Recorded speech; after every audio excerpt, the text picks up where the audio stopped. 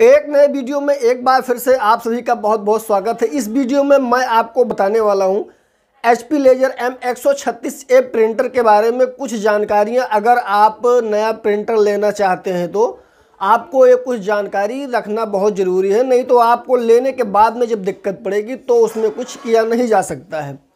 तो HP laser M136A printer, सबसे पहले आपको ये पता करना है कि ये इन्वर्टर से चलता है कि नहीं चलता है। हमारे पास HP 1005M प्रिंटर था तो वो हमारा इन्वर्टर से चलता था, वो भी 850 PS के इन्वर्टर पे उसको हम चलाते थे।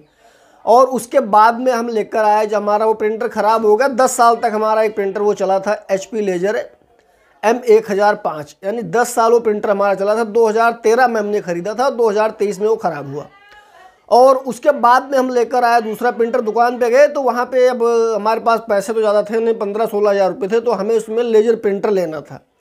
तो जो प्रिंटर हम लेकर आए HP लेजर यानी HP लेजर 136A प्रिंटर, वहाँ से दुकान से हम लेकर आए अपने पास। अब यहाँ पे जब लाए तो सबसे बड़ी प्रॉब्लम उसमें हमें क्या हुई, जब इन्वर्टर से जैसे ही उसको ऑन करते हैं इन्वर्टर ओवरलोड बता देता था। तो 2-4-10 दिन 15 दिन वो हमारा इन्वर्टर रखा था। उसके बाद में हमने लुमिनस का एक 1100 PS का इन्वर्टर मंगवाया, और इन्वर्टर मंगवाने के बाद में उस पर भी जो हमने चला के देखा तब वो भी उसमें ओवरलोड ही बता रहा है। और इसमें सबसे बड़ी प्रॉब्लम आपको क्या देखने को मिलेगी, इसमें जो हीटर रहता है, जैसे कि HP लेजर M1005 का जो हीटर था, जब आप उसको प्रिंटिंग देते तभी वो हीट करके और प्रिंट करके वो निकालता था।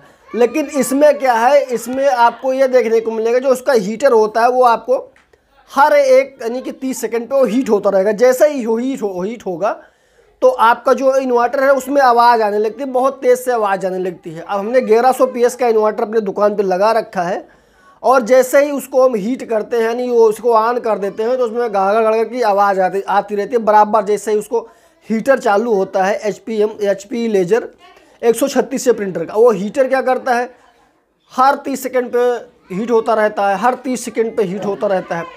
तो उसमें आपको अच्छी बात यह है कि जो वो हीट होता रहता है तो आपको प्रिंटिंग का जो स्पीड है बहुत फास्ट निकाल के देता है।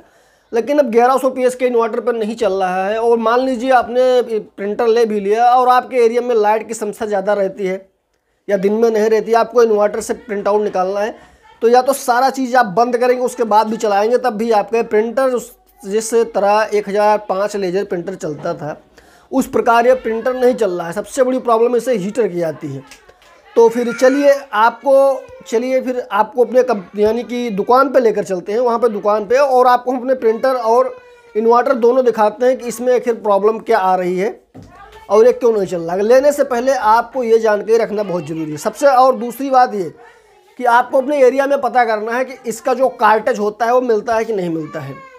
और 1005 के कार्टेज 500-600 रुपये में आपको हर जगह मिल जाता था, लेकिन इसका जो कार्टेज है अपने एरिया में हमने कई सारी दुकानों पे पता किया, लेकिन वो लोग बता रहे हैं भाई अभी हमारे पास एक कार्टेज है ही नहीं।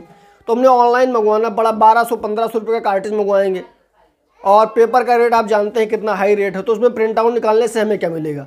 तो फिर चलिए वीडियो को स्टार्ट करते हैं और अपनी दुकान पर लेकर चलते हैं, और वहाँ पर हम आपको दिखाते हैं जो प्रिंटर हमने लिया है, ये जब हम इन्वर्टर से इसको ऑन करते हैं चलाते हैं तो क्या प्रॉब्लम आती है। तो फिर चलिए वीडियो को स्टार्ट करते हैं। उससे पहले आपसे एक छोटी सी रिक्वेस्ट है कि जानकारी अच्छी लगे तो चैनल को सब्सक्राइब जरूर कर देना और वीडियो को एक लाइक ज़रूर कर देना।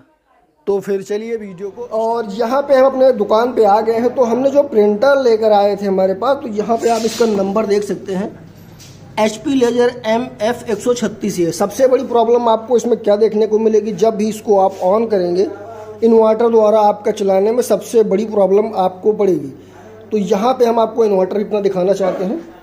तो यहाँ पे हमने ये इन्वर्टर मंगाया है, 1100 PS का इन्वर्टर है, जो कि आप यहाँ पे देख सकते हैं। और जो ये इन्वर्टर है इसमें लाइट से हमारा नहीं चल रहा है, जो प्रिंटर है वो लाइट से है। अगर हम इसे इन्वर्टर से करेंगे, जैसे इन्वर्टर से करेंगे तो तर की आवाज़ इसमें आनी चालू हो जाएगी। तो इन्वर्टर से करने के लिए हमें करना है, सबसे पहले यहाँ पे आते हैं और ये जो हमारा लाइट का तार है इसको मैं से निकाल देते हैं। तो यहाँ पे हमने निकाल दिया, और अब यहाँ पे आप देख सकते हैं ये जो हमारा है इन्वर्टर से, यानी मशीन हमारी ये प्रिंटर जो है इन्वर्टर से हो गया है। तो यहाँ पे इन्वर्टर से हो गया। अब चलिए आपको हम अपना जो प्रिंटर है इसको हम आपको ऑन करके दिखाते हैं। जैसे ही ऑन करेंगे तो जो ये इन्वर्टर है इसमें बहुत तेज़ से आवाज़ आनी चालू हो जाती है, यानी कि ये लोड नहीं ले पाता। 1100 PS का इन्वर्टर है, तब भी ये जो हमारा आवाज़ यानी कि लोड नहीं उठा पा रहा है। तो अगर आपके पास आपके वहाँ पे लाइट की प्रॉब्लम ज़्यादा है तो आप ये प्रिंटर बिल्कुल मत लीजिएगा, क्योंकि सबसे बड़ी प्रॉब्लम आपको इसी में देखने को पड़ेगी।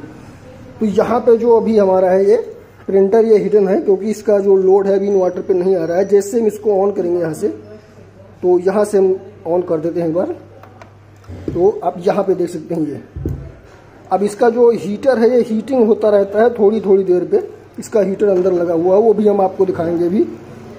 तो यहाँ पे और अभी ये तो यहाँ पे आपको चीज़ और देखने को मिल जाएगा, इसके जो टोनर वगैरह लो हो जाएगा तो वो भी आपको यहाँ पे बताएगा। लेकिन अब यहाँ पे अभी आपको दिखा रहे हैं, जैसे ही हीटिंग चालू होगी तो ये हमारा जो इन्वर्टर है इसमें आवाज़ आनी चालू हो जाएगी। तो अभी तो नहीं हो रहा है, थोड़ी थोड़ी देर पे होगा, यानी कि 30 सेकंड 40 सेकंड पे इसकी हीटिंग चालू हो जाती है। तो ये इन्वर्टर आवाज़ करने लगता है और प्रिंटिंग हम निकालेंगे तो आपको ओवरलोड भी ये बताएगा।